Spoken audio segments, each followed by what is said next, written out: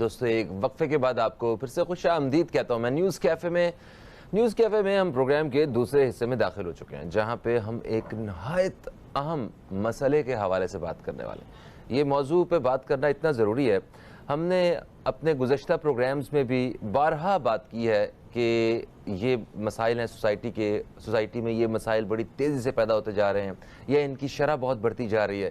تو آج ہم جس مسئلے کے حوالے سے بات کرنے والے ہیں وہ مسئلہ ہے طلاق کا مسئلہ، وہ مسئلہ ہے خلا کا مسئلہ، کیونکہ آپ جانتے ہیں کہ ہمارے معاشرے میں جو طلاق اور خلا کی شرح ہے وہ گزشتہ کچھ دہائیوں کی نسبت بہت تیزی سے جو ہے نا وہ بڑھ رہی ہے، اور یہ بحیثیت ایک پاکستانی یا ایک سوسائٹی میں کے حساب سے دیکھا جائے تو یہ بالکل اچھی بات نہیں ہے۔ اور اس میں نقصان کس کو ہو رہا ہے؟ ہمیں نقصان ہو رہا ہے، ہماری فیملیز کو نقصان ہو رہا ہے، اور ہمارا جو اگلی نسل ہے ان لوگوں کو اس کا نقصان جو ہے وہ ہو رہا ہے۔ ہمیں اس نقصان سے کس طرح جو ہے بچنا ہے، کس طرح ان مسائل کو حل کی طرف لے کے جانا ہے، یہ طلاق کے مسائل کیوں ہو رہے ہیں، ہم لوگ نکاح سے کیوں ڈر رہے ہیں، ہم طلاق اور خلا کی طرف اتنا زیادہ کیوں جا رہے ہیں، آخر وہ کیا باتیں ہیں، کون سی وہ چیزیں ہیں جن کو ہم صحیح طرح سے جو ہے وہ جن پہ عمل نہیں کر رہے ہیں اور ہمیں ان چیزوں سے نمٹنا پڑ رہا ہے۔ تو میں بتاؤں گا کہ میرے ساتھ آج جو ہمارے خاص مہمان ہیں وہ کون ہیں، ان کا تعارف کرواتا ہوں۔ ہمارے ساتھ موجود ہیں ایک اسلامک اسکالر، مختلف موضوعات پہ اپنے علم کی روشنی میں رہنمائی فرما چکے ہیں۔ ہمارے ساتھ ہیں جناب حکیم مولانا زبیر عباسی صاحب، ہم آپ کو خوش آمدید کہتے ہیں۔ السلام علیکم۔ وعلیکم السلام فہیم بھائی، کیا حال ہے؟ خیریت؟ میں بالکل ٹھیک ہوں، آپ کیسے ہیں؟ اللہ کا بڑا کرم جی، بہت احسان اللہ۔ ماشاءاللہ ماشاءاللہ۔ میں ایک چیز سوسائٹی میں دیکھتا ہوں اور یقین جانیے دکھ ہوتا ہے کہ نئے جو نوجوان ہیں نا، جو لڑکے لڑکیاں جو ہیں وہ انہیں نکاح سے وہ بڑا بھاگ رہے ہیں، لڑکیاں بھی اور لڑکے بھی۔ نکاح کرنا ایک مشکل کام لگ رہا ہے۔ ویسے کسی کے ساتھ ریلیشن شپ میں دیکھیں، میں آپ کو بتاتا ہوں کہ اگر کسی عورت کا شوہر وہ کسی دوسری عورت میں انوالو ہے تو بس اگر پتہ چل جاتا ہے عورت کو تو وہ یہ کہے کہ شکر کریں ابھی اس نے نکاح نہیں کیا تھا، مطلب وہ اس پہ ایگری ہے کہ وہ ایک بیوی رکھتے ہوئے دوسری گرل فرینڈ رکھ لے۔ ہاں، کوئی ایک گناہ کر رہا ہے، غلط ہو رہا ہے، بٹ نکاح نہیں کیا، اس چیز کا شکر ہو رہا ہے۔ تو ہم نکاح سے کیوں ڈرنا شروع ہو گئے ہیں؟ بھائی اس میں بات یہ ہے، دو باتیں آتی ہیں۔ نمبر ایک تو اس کے اندر یہ ہے کہ ہم اس سوال کو لے لیں کہ نکاح کو کیوں مشکل کیا جا رہا ہے اور زنا کو کیوں آسان کیا جا رہا ہے۔ ایک بات تو ہماری یہ ہو گئی۔ دوسری اس کے اندر ایک اور اہم سوال آپ نے جو کیا وہ اس کا یہ ہے کہ ایک وقت میں ایک بیوی رکھ کے اور گرل فرینڈ ساتھ میں وہ 10 رکھ لیتا ہے، اس پہ کوئی اعتراض نہیں ہوتا، بلکہ معاشرہ کہتا ہے یار شکر کرو گرل فرینڈ ہی تھی، اس نے شادی نہیں کی۔ حالانکہ وہ حرام کام پہ راضی تھی، اس کی بیوی بھی اور اس کے گھر والے بھی اور معاشرہ بھی، لیکن جب وہ صحیح کام کی طرف جاتا ہے تو اس کے لیے مشکلات پیدا کی جاتی ہیں۔ تو ہم پہلے حصے کی طرف آ جاتے ہیں نا۔ پہلے حصے میں فہیم بھائی اللہ کے نبی علیہ الصلوۃ والسلام نے فرمایا جب تم نکاح کو مشکل کر دو گے زنا آسان ہو جائے گا۔ میرے نبی علیہ الصلوۃ والسلام کی بات بالکل سچ اور حق ہوا کرتی ہے۔ بے شک۔ آج ہم عملی طور پہ نمونہ دیکھ لیں کہ ہم نے نکاح کو مشکل کر دیا۔ ایک عام آدمی کی بات کر رہا ہوں میں، اپنے جیسے آدمی کی، کہ جب تک 8 10 12 لاکھ روپے نہیں ہوں گے شادی نہیں ہو سکتی، ٹھیک ہے۔ اب اوپر کی طرف جائیں گے وہ تو پھر 50 لاکھ اور کروڑ روپے پہ کہانی چلی جائے گی۔ ایک میں متوسط طبقے کی نمائندگی کرتے ہوئے بتا رہا ہوں کہ جب تک 8 10 لاکھ روپے آپ کے پاس نہیں ہوں گے آپ نکاح نہیں کر سکتے۔ حالانکہ زنا کے لیے میرا خیال ہے 8 10 ہزار روپے بھی بہت زیادہ بتا رہا ہوں، پروگرامات ٹی وی چینل سے میں نے دیکھے 5 5 6 600 روپے 1000 روپے کے اندر زنا آسانی سے ہو جاتا ہے۔ تو جب ہم نے نکاح کو مشکل کیا تو زنا عام ہو گیا۔ اللہ کے نبی کی ہر بات میں خیر ہے، نکاح کو آسان کرو۔ میں اس تحریک کو لے کے چل رہا ہوں اللہ کے فضل سے۔ پچھلے جمعہ بھی میں نے پنجاب کے اندر پڑھایا اور میرا یہی موضوع تھا کہ نکاح کو آسان کرو، نکاح کو سادہ کرو۔ نکاح کے تمام اخراجات لڑکے والوں کے اوپر ہے۔ پوری شریعت اسلامیہ کے اندر لڑکی والوں پر کوئی خرچہ نہیں ہے۔ ابھی حالیہ دنوں کے اندر آپ دیکھیے ایک لڑکی عائشہ عارف، ہندوستان کی ہماری بہن، معصوم بچی، اس نے خودکشی کی اس کی خودکشی کے پیچھے وجوہات کیا تھیں؟ یہی جہیز تھا۔ اس کی ماں کا انٹرویو دیکھا تو اللہ جانتا ہے کہ میرے آنکھوں سے آنسو بے اختیار نکل گئے۔ اس نے کہا کہ بے غیرت نوجوانوں، یوں کر کے اس نے خطاب کیا نوجوانوں سے کہ تمہیں نکاح کا سوٹ بھی اگر پہننا ہے تو لڑکی والے تمہیں دیں گے۔ لڑکی والوں کی شادی میں تم آؤ گے بارات کے اندر 200 500 افراد کی بارات لے کر، اس نے کہا تمہاری غیرتیں ختم ہو گئیں۔ شریعت اسلامیہ کا ہم اگر مطالعہ کریں ہمیں معلوم چلتا ہے کہ لڑکی والوں پر 1 روپے کا کوئی خرچہ نہیں ہے۔ میں کہا کرتا ہوں کہ اس باپ سے اور کیا مانگو گے جو اپنے جگر کا ٹکڑا تم کو دے رہا ہے۔ آج معاشرے میں جو بے حیائی کی شرح بڑھ رہی ہے اس کے پیچھے سب سے بڑی وجہ یہ ہے کہ ہم نے لڑکی والوں کو دبا دیا ہے۔ اب باپ کے پاس جس کے پاس 6-7 بچیاں ہیں، 8-9 بچیاں ہیں، 2-4 بچیاں ہیں، فی بچی 8-10 لاکھ روپے چاہیے۔ غریب آدمی ہے، ٹھیلا لگاتا ہے یا مزدوری کرتا ہے، 20-25 ہزار کی نوکری کرتا ہے۔ آپ فہیم صاحب مجھے بتائیں وہ کہاں سے 5-5 لاکھ روپے کا جہیز جمع کرے؟ کہاں سے وہ 2-2 3-3 لاکھ روپے کا شادی ہال لائے؟ کہاں سے وہ شادی کے اندر لڑکوں والوں کو کھانا کھلائے؟ تو ہم نے نکاح کو خود مشکل کر دیا۔ سر میں یہیں پہ معافی چاہوں گا، آپ نے ابھی بات کر رہے تھے کہ جو لڑکے والے کی سائیڈ ہے اس کی طرف سے کہ وہ کپڑے بھی عورت جو لڑکی کے گھر والوں کی طرف سے آئیں گے وہ پہنے گا، مگر لڑکی کا معاملہ نہیں ہے۔ لڑکی والے جو ہیں وہ بھی آپ دیکھیں کہ کس لڑکے سے شادی کرتے ہیں اپنی بچی کی، ان کی جو چھان پھٹے گا وہ کیا ہے؟ دین نہیں ہے کہ اس میں دین نہیں ہے، اس میں لڑکے کا کردار نہیں ہے، اس میں لڑکے کا کاروبار ہے، اس میں لڑکے کا گھر ہے کہ آپ یہ دیں گے وہ ہوں گے، اس کی بہنیں ہیں، اس کا مطلب گھر کا کیا معاملہ ہے، کتنی بہنوں کی شادی ہو گئی ہے۔ یہ تو نہیں ہے کہ ایک گھر میں تو نہیں رہنا کہ الگ گھر لے کے دے رہے ہیں، وہ بھی سارا ڈیمانڈ دونوں طرف سے۔ ہاں نا، اصل میں معاملہ یہ ہے بھائی، میں نے کہا نا جہاں جہاں حدیث سے ہٹتے جائیں گے فہیم بھائی وہاں تباہی مچتی جائے گی۔ اللہ کے نبی صلی اللہ علیہ وسلم نے فرمایا کسی لڑکی سے نکاح 4 وجوہات کی بنا پر کیا جاتا ہے۔ یہی لڑکے کے لیے، لڑکے کے لیے، لڑکی کے لیے کوئی الگ قوانین نہیں ہے۔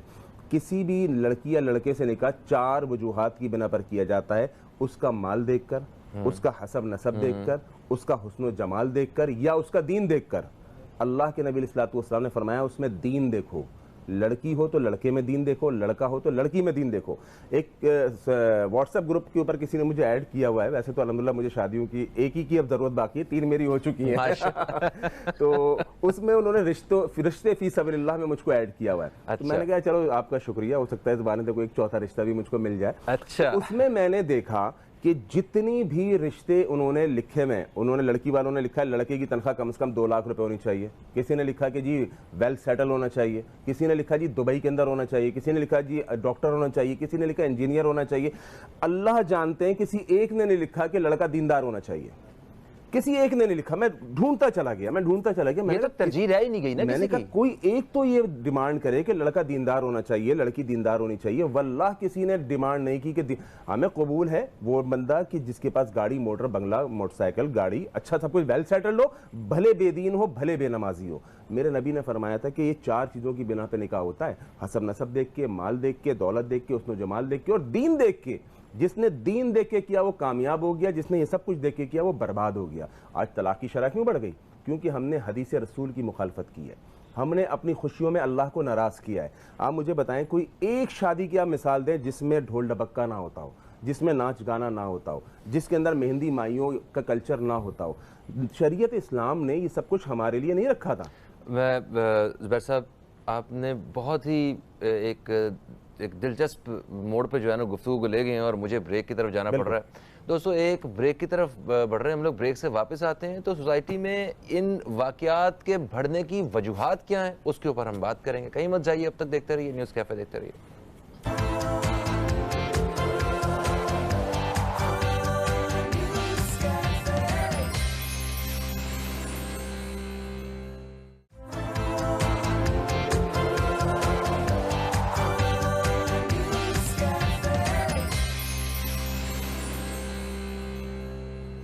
ایک وقفے کے بعد آپ کو پھر سے خوش آمدید کہتا ہوں نیوز کیفے میں۔ نیوز کیفے میں ہمارے ساتھ حکیم مولانا زبیر عباسی صاحب موجود ہیں جن سے ہم طلاق اور خلع کی بڑھتی ہوئی شرح کے حوالے سے بات کر رہے ہیں۔ وقفے سے پہلے ہم نے بات کی نکاح کے حوالے سے کہ نکاح جو ہے اس کو آسان بنانا ہوگا، اور ابھی ہم بات کرنے والے ہیں کہ ان طلاق اور خلع کے واقعات جو کے بڑھنے کی وجوہات کیا ہیں۔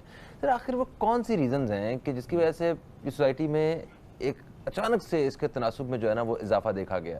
کہاں پہ ہم لوگ جو ہیں وہ غلطی کر رہے ہیں، کہاں پہ بھول کر رہے ہیں؟ فہیم بھائی بہت اہم سوال ہے۔ کہ طلاقیں اتنی ہو رہی ہیں تو اس کے پیچھے ریزن کیا ہے, اس کے پیچھے وجوہات کیا ہیں. تو میں جو اس میں سمجھتا ہوں فہیم صاحب, وہ سمپلی یہی کہ ایکسپیکٹیشنز جو ہے نا, توقعات, امیدیں, تو یہ شاید ہمیں ایک دوسرے سے کچھ زیادہ ہو گئی ہیں. ہمارے معاشرے میں ہوتا کیا عموماً, پہلے جو ہے وہ شادی نہیں ہوتی, پہلے لو ہوتا ہے, ٹھیک ہے, ایک عام معاشرہ ہمارا جو ہے اس کی میں بات کر رہا ہوں. اس دوران دونوں ایک دوسرے سے اتنی زیادہ ایکسپیکٹیشنز رکھ لیتے ہیں, اتنی زیادہ توقعات رکھ لیتے ہیں, اور وہ میٹنگ ہوتی ہے گھنٹے 2 گھنٹے کی, چھپ کے نکلیں اور کہیں کالج کے اندر, کہیں یونیورسٹی کے اندر, کہیں پارک میں, کہیں کسی جگہ پہ گھنٹے 2 گھنٹے کے لیے ایک دوسرے کو برداشت کرنا اور ایک دوسرے کو سمجھنا بہت آسان ہوتا ہے. اس کے بعد وہ جب نکاح کے بندھن میں بنتے ہیں ہمیشہ کے لیے, زندگی بھر کے لیے, تو وہ جو دونوں نے 1 گھنٹے کا ایک دوسرے کا روپ دیکھا ہوا ہوتا ہے, اس میں تو بڑی پیار محبت ایک دوسرے پہ نچھاور کر رہے ہوتے ہیں. اور شادی کے بعد چونکہ پوری زندگی ساتھ رہنا ہے, ایک دوسرے کے دکھ سکھ میں شریک ہونا ہے, ایک دوسرے کی اچھی بری باتوں کو برداشت کرنا ہے, وہ نہیں ہو پا رہا ہوتا, کیونکہ وہ توقعات وہی ہوتی ہیں 1 گھنٹے کی میٹنگ والی. تو دیکھیں آپ میرے ساتھ, ابھی میں آپ کے ساتھ بیٹھے ہوئے, ہماری سیٹنگ یہاں 1 گھنٹے کے لیے, تو اس میں ہم دونوں بڑے ریزرو اور بڑے ایٹیٹیوڈ اور بڑے مینرز کے ساتھ بیٹھے ہوئے, لیکن شاید اگر میں آپ کے ساتھ, آپ میرے ساتھ 2 دن کے لیے کسی گھر میں ہوں نا, تو شاید اتنے ایٹیٹیوڈ ہمارے نہ ہو, اتنا زیادہ میں نکر پہن کے بیٹھا ہوں گا ایسے کر کے, ایسا ہی ہوگا نا. تو بس یہی ساری وجوہات ہے کہ اتنی زیادہ ایک دوسرے سے توقعات بڑھ چکی ہوتی ہیں جو شادی کی بات پوری نہیں ہو رہی ہوتی. دوسری وجہ, میں سوشل میڈیا فیس بک پہ ایک کلپ سن رہا تھا, اس میں بڑی پیاری انہوں نے بات کی. ایک ہے ایکسیپٹ, ایک ہے ایکسیپٹیشنز, ٹھیک ہے, دونوں الگ چیزیں ہیں. اب انہوں نے اس کی مثال یہ دی کہ دیکھیں ایک بیوی کام کر رہی ہو, کام کے دوران شور کر رہی ہو, خاوند صاحب بیٹھے ہوئے ہیں, تو خاوند اس کا بچوں کا اور بیوی کا شور برداشت نہیں کر پا رہا, کیونکہ اس کو توقعات نہیں ہے کہ میرے گھر کے اندر میں رائٹنگ کر رہا ہوں اور میرے بیوی اور بچے شور کریں, ان سے اس کو توقعات نہیں ہے.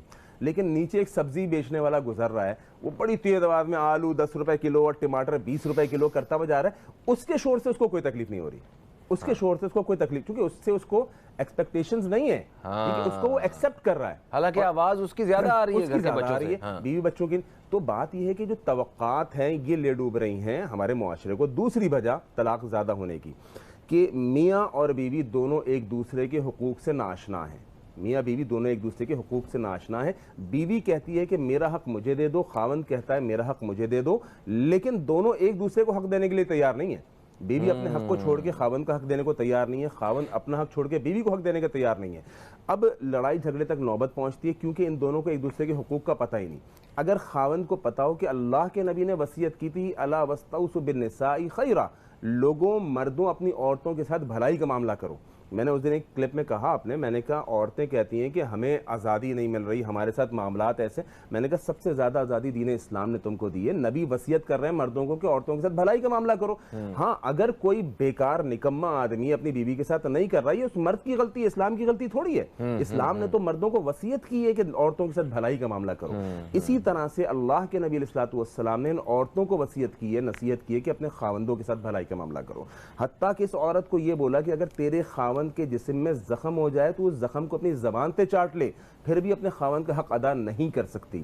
تو اس کے باوجود اگر بیوی کو, اللہ کے نبی نے فرمایا اگر میں رب کے بعد کسی کو سجدے کی اجازت دیتا ان تسجد لزوجہا, بیوی کو کہتا اپنے خاوند کو سجدہ کرو.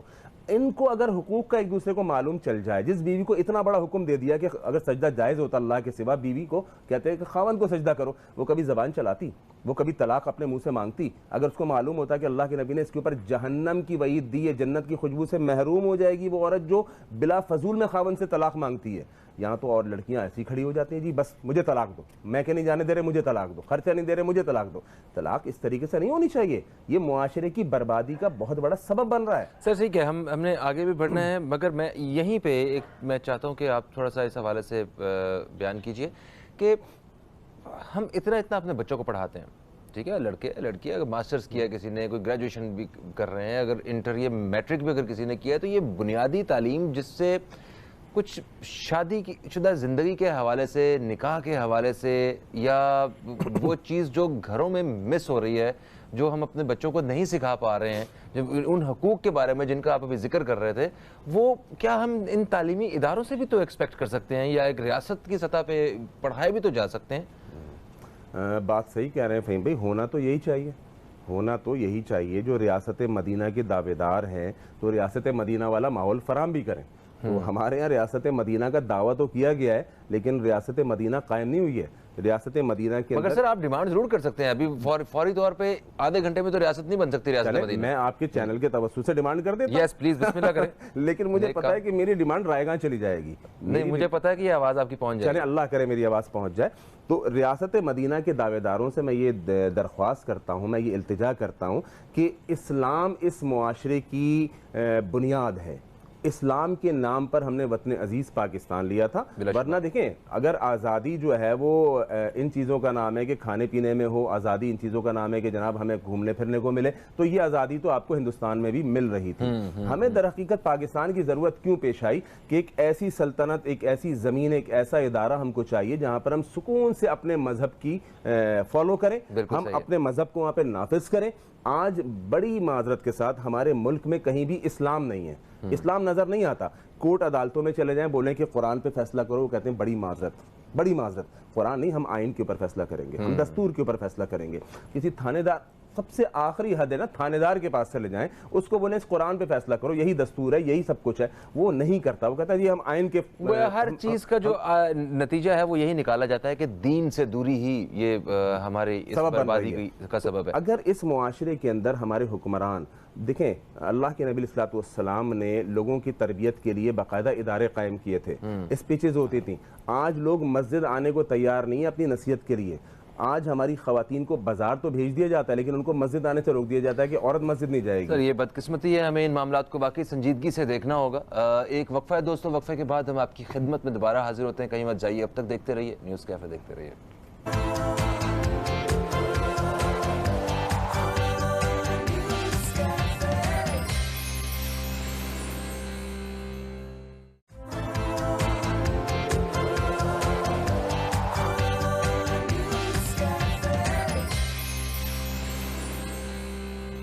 ایک وقفے کے بعد آپ کو پھر سے خوش آمدید کہتے ہیں نیوز کیفے میں. نیوز کیفے میں ہمارے ساتھ موجود ہے مولانا حکیم زبیر عباسی صاحب, جو کہ اسلامک اسکالر ہیں, جن سے ہم آج طلاق اور خلا کی بڑھتی ہوئی شرح کے حوالے سے بات کر رہے ہیں. حکیم صاحب, وقفے سے پہلے ہم نے مختلف پہلوؤں پہ بات کی ہے اس موضوع کے بیچ میں رہتے ہوئے. ابھی ہم ایک دفعہ پھر سے ذرا اس کو تھوڑا سا اور آگے بڑھاتے ہیں. طلاق کی بات کی جائے تو جیسے کہ یہ ہم سب جانتے ہیں کہ جتنے بھی حلال کام ہیں ان سب میں سب سے زیادہ ناپسند کیا جانے والا حلال کام جو ہے وہ طلاق ہے. مگر کبھی نہ کبھی اس کی ضرورت پڑ جاتی ہے, اور یہ مطلب ایک اختیار ہے, ہمیں اس کے بارے میں پتہ ہونا چاہیے. اگر حقوق کی بات کر رہے تھے تو حقوق فرائض کی, ہم لڑکے اور لڑکی کے, تو جو دیکھنے والے ہیں ان سب کو پتہ ہونا چاہیے, خواہ وہ مرد ہیں یا عورت ہیں, طلاق کب دینی چاہیے اور طلاق کیسے دینی چاہیے.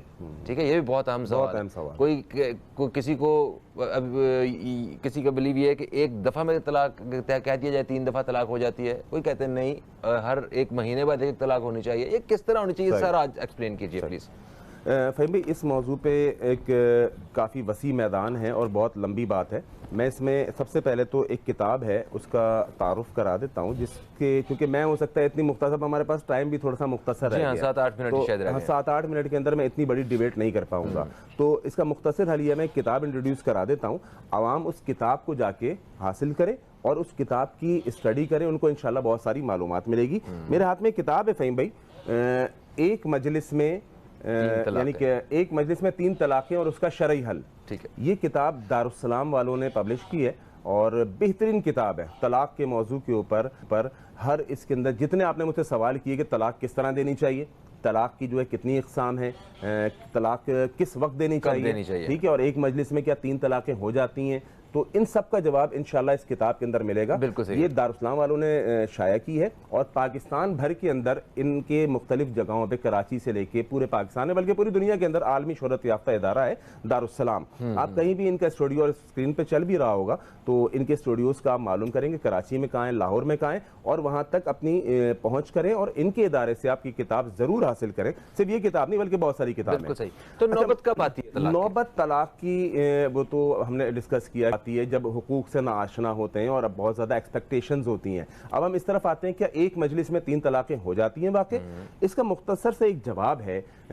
بعض لوگ کہتے ہیں کہ اگر ایک مجلس میں آپ نے کہا طلاق طلاق طلاق, تو یہ حتمی طلاق تصور کر لی جائے گی، چونکہ آپ نے زبان سے 3 دفعہ طلاق کے الفاظ ادا کر دیے ہیں۔ اب اس کا ایک ہی ذریعہ بچتا ہے کہ آپ جائیں اور جا کے حلالہ کرائیں، ٹھیک ہے۔ حلالے کے اوپر بھی میں آپ کے اس پروگرام کے حوالے سے ایک مختصر سی ایک بات کر دوں، اس کے بعد ہم بات کو آگے لے کے چلتے ہیں۔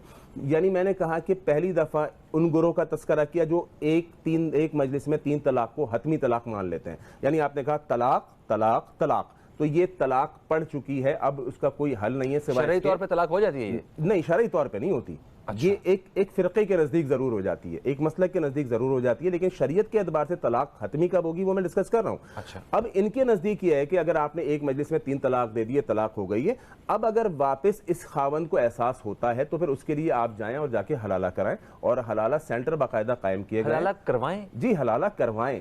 ایک ہوتا ہے قدرتی حلالہ کہ بھئی ایک شخص نے طلاق دے دی اور اس کے بعد وہ جاتی ہے کسی اور مرد سے نکاح کرتی ہے اور اس مرد نے بھی اس کو طلاق دے دی خود بخود، یا اس خاوند کا انتقال ہو گیا، یہ اپنی پہلی خاوند کے اوپر حلال ہو جاتی ہے، دوبارہ نکاح ہو سکتا ہے۔ لیکن میرا جو اختلافی نقطہ میں جو بیان کرنا چاہ رہا ہوں، اس وقت باقاعدہ حلالہ سینٹر کھولے گئے ہیں جن کے اندر مولوی بیٹھے ہوئے ہیں اور باقاعدہ پیسے لے کے وہ کہتے ہیں جی 1 دن کے لیے ہم نکاح کریں گے اور اس کے بعد آپ کی بیوی کو ہم طلاق دے دیں گے، آپ پر حلال ہو جائے گی۔ اللہ کے نبی علیہ السلام نے اس عمل کے اوپر اور کروانے اور کرنے والے کے اوپر لعنت دی ہے، اور یہ بدترین قسم کا عمل ہے۔ سر یہاں پہ ایک چیز اور، کیا دیکھیں آپ ایک اسلامک سکولر ہیں، ہمارے یہاں پہ مختلف جو فقہ ہیں وہ پریکٹس ہوتے ہیں، ٹھیک ہے، دین اسلام کے، کیا کسی بھی فقہ کے یا فرقے کے اعتبار سے یہ جو حلالہ سینٹر ہیں یہ جسٹیفائیڈ ہے؟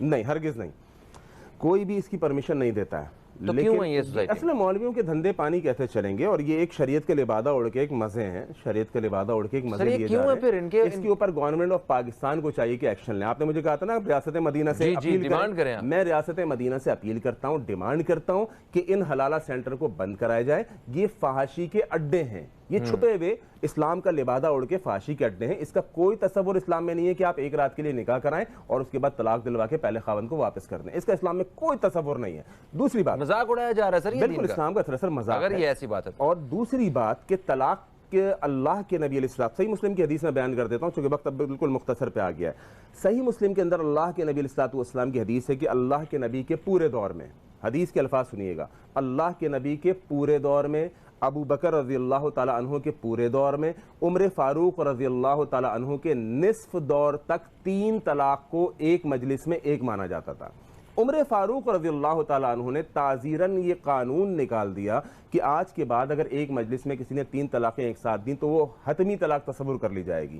تو اس کو یہ لوگ فالو کرتے ہیں جو ایک مجلس میں 3 طلاق کے قائل ہیں۔ میں یہ کہتا ہوں کہ دین عمر فاروق رضی اللہ تعالیٰ عنہ پہ نازل ہوا ہے یا اللہ کے نبی علیہ السلام پہ نازل ہوا ہے؟ دین اللہ کے نبی پہ نازل ہوا ہے۔ الیوم اکملت لکم دینکم واتممت علیکم نعمتی ورضیت لکم الاسلام دینا، یہ دین نبی پر مکمل ہو چکا ہے۔ اسی لیے رب رحمان نے سورۃ الحشر کے اندر فرمایا ما آتاکم الرسول فخذوہ وما نہاکم عنہ فانتہوا، اور رب رحمان نے سورہ احزاب میں فرمایا لقد کان لکم فی رسول اللہ اسوۃ حسنہ، میرے لیے آپ کے لیے رہتی دنیا تک کے لیے ماڈل، ایگزامپل، نمونہ اللہ کے نبی ہیں۔